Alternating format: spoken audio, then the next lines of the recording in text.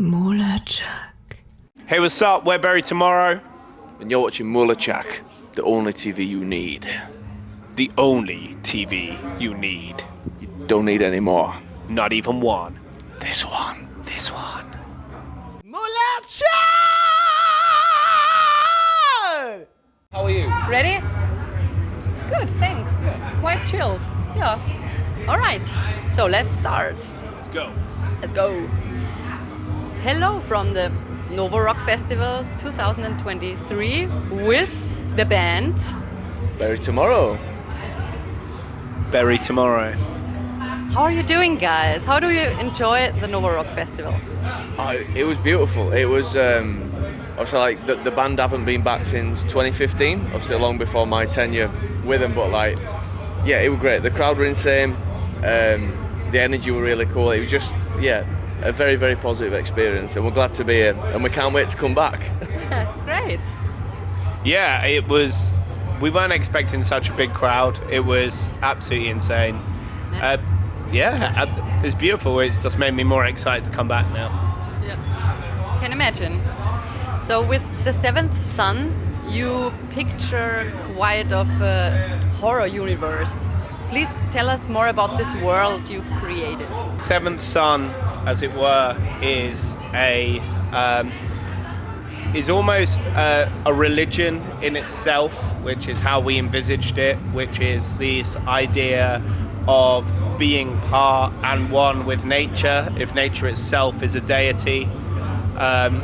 We took a load of influence from like Wiccan culture and stuff like that, but really it was the progression, the absolute corruption of power. We wanted to show that, which is why it becomes a horror narrative from simple nature worshippers harnessing the power of the Seventh Son, quickly fast forwarding to Heretic, which is more of the absolute corruption of deities and the occult, to create an element of complete and utter disillusionment of humanity.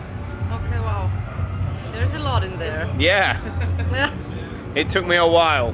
Yeah. So, what would you say, Lovecraft or Poe? Lovecraft every time, like absolutely, like H.P. Lovecraft. Honestly, I am a massive fan of cosmic horror, Lovecraftian horror. I think the very first thing I ever read that really inspired me into horror was Cthulhu. I absolutely love everything to do with Lovecraft. I watched a movie about 4 years ago called The Void, and it made me feel like I was living in a Lovecraftian universe. And actually that's fucking insane that you say that, because when I was writing the ideas down, storyboarding out the 3 videos, literally all I had in my head every single time was, it needs to be more Lovecraftian, it needs to be more Lovecraftian. So that has proper excited me that you picked up on that, because I do love the idea of you finding Poe in there. Like, I do think there is some kind of like almost, I think Poe is about the stark depression of man. Yeah. I do love Poe. It's about, you know, the fallacies of man and the wickedness of man. Mm-hmm. And I do think there's an element of it. But yeah, absolutely, everything about the narrative for the horror element of this album was about Lovecraftian. Yeah. Okay, I see. MULATSCHAG. When you think about your hometown, Southampton, how did it change since you were growing up there? I mean, I think both of our hometowns. He's from one up north called Barnsley, and I'm from Southampton. But for me, I think the main thing musically that's changed is the scene isn't like it used to be at all. Like, it used to be very much a community. I think a lot of places, a lot of cities would probably echo this as well. It used to be very community driven. Yeah. People would go to shows as a social thing, not even knowing who was on. You would go to the local music. Oh, what are you doing Friday night? I'm going to the local music venue. Yeah. You didn't mind who was on. You were just going. I think that's changed a lot. And I think that as a whole, I think we're distancing ourselves from each other when it comes to music. I think that was forced upon us over the last couple of years. Okay. yeah, I really hope that sense of community and togetherness and family really comes back. And what do you think about Barnsley? Yeah, I think I echo the exact same. So the kind of me coming into the band was due to me knowing Chris Dawson, who I grew up with, and we were in the same scenes in different bands, and we knew each other for a lot of years, and we wrote together and we gigged together, we recorded together. That doesn't exist in that town anymore. There's like little pockets of it, but it's definitely not the same as it used to be. That's sad.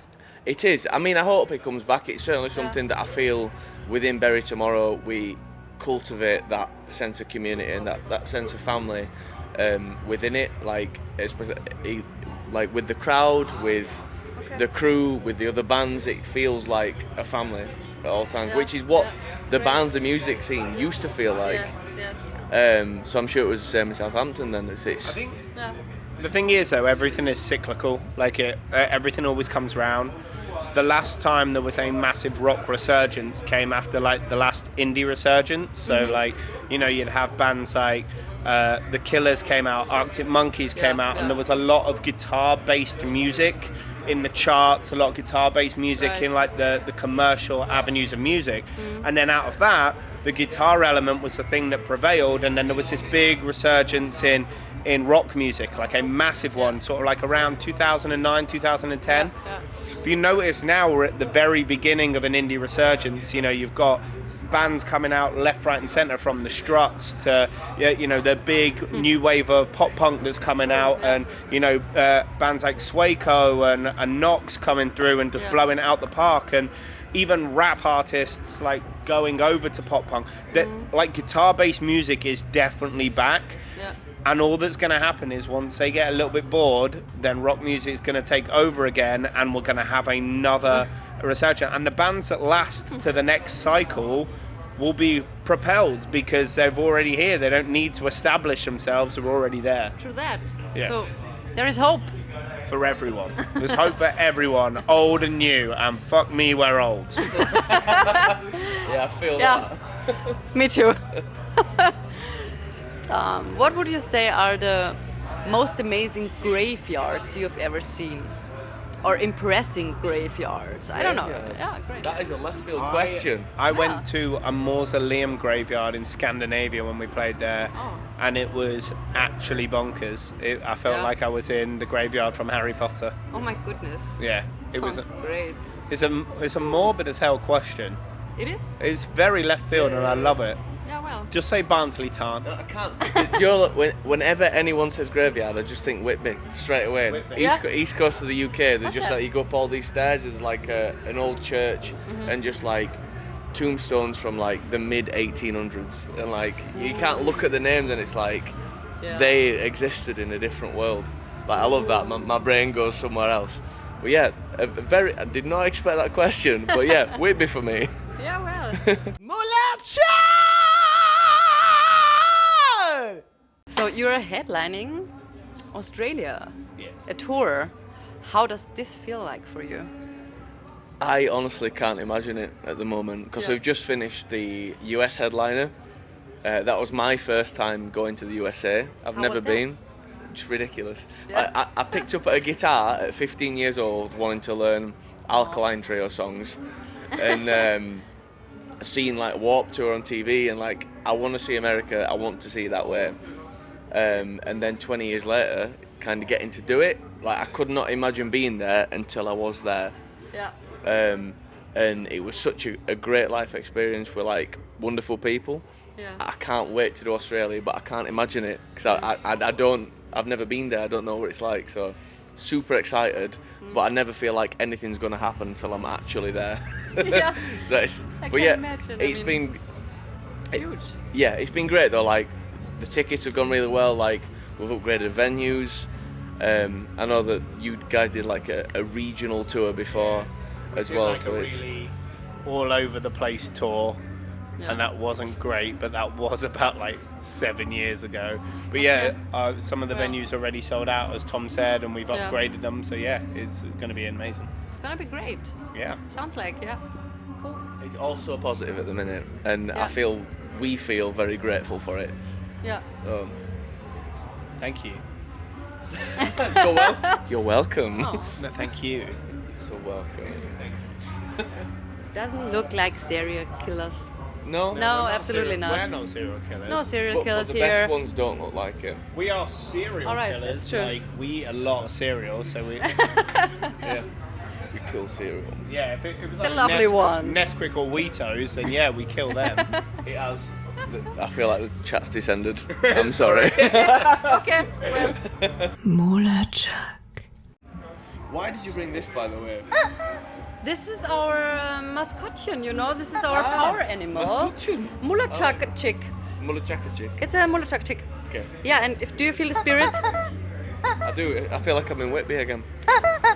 Exactly for We're that. the ghosts of Whitby. Yeah. Try.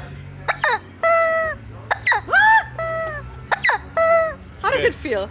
Very good. Raya? It does feel a little bit like an actual chicken though, it's freaking me out. I feel like it used to be whole. Yeah. Like and somebody's ruined it. Yeah, we're back to the serial killer. MULATSCHAG. I think we killed that. That's a liner. Yeah, so much love here. So much. So much. Great. Thank you so much, Okay, guys. thank you. MULATSCHAG. Hey, what's up? We're Berry Tomorrow. And you're watching MULATSCHAG, the only TV you need. The only TV you need. You don't need any more. Not even one. This one. This one. MULATSCHAG!